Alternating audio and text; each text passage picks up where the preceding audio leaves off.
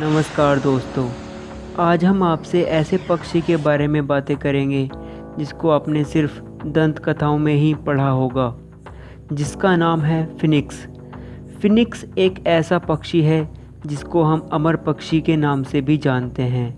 यह यूनानी, फारसी, चीनी, रोमन, मिस्र और भारतीय मृतक एवं दंत कथाओं में पाया जाता है। यह एक रहस्यमय पक्षी है। रोम वासियों के अनुसार यह पक्षी अरबिया में रहता है। फिनिक्स एक बेहद रंगीन पक्षी है जिसकी दुम सुनहरी है। कुछ पुस्तकों में इसकी पूंछ को बैंगनी और कुछ पुस्तकों में इसकी पूंछ को हरी नीली भी बताया गया है। फिनिक्स बर्ड की यही बातें बताती हैं कि यह एक बहुत रंगीन पक्षी है। लोक कथाओं में मान्यता है इसका जीवन चक्र 500 से 1000 वर्ष होता है।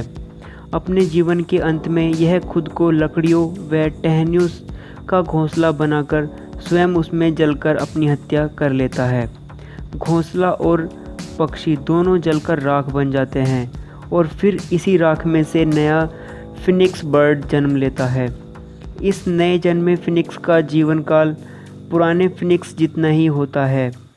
मिस्र की कथाओं के अनुसार नया फिनिक्स अपने पुराने रूप की राख को एक अंडे में भरकर मिस्र के शहर हीरोओपोलिस ले जाकर रख देता है, जिसे सूर्य का शहर भी कहा जाता है। वह उस अंडे को वहां रखाता है ताकि वह हमेशा के लिए वहां पर सुरक्षित रहे। यह कहा जाता है कि इस पक्षी की चीख बहुत ही मधुर संगीत जैसी सुनाई पड़ती है। अपनी ही राख से जन्म लेने की काबिलियत के कारण यह माना जाता है कि फिनिक्स अमर है। हालांकि कुछ कहानियों के अनुसार नया फिनिक्स पुराने फिनिक्स का बच्चा होता है। यदि नया फिनिक्स पुराने फिनिक्स का बच्चा है तो इसका अर्थ यह निकलता है कि पुराना फिनिक्स मारा गया।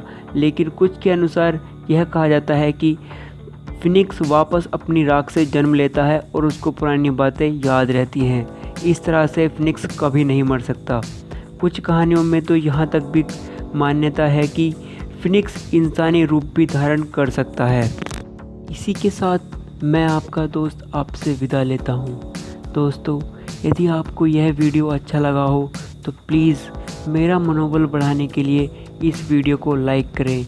दोस्तों, यह मेरा नया चैनल है तो प्लीज़ इस वीडियो को ज़्यादा से ज़्यादा शेयर करें। नमस्कार दोस्तों।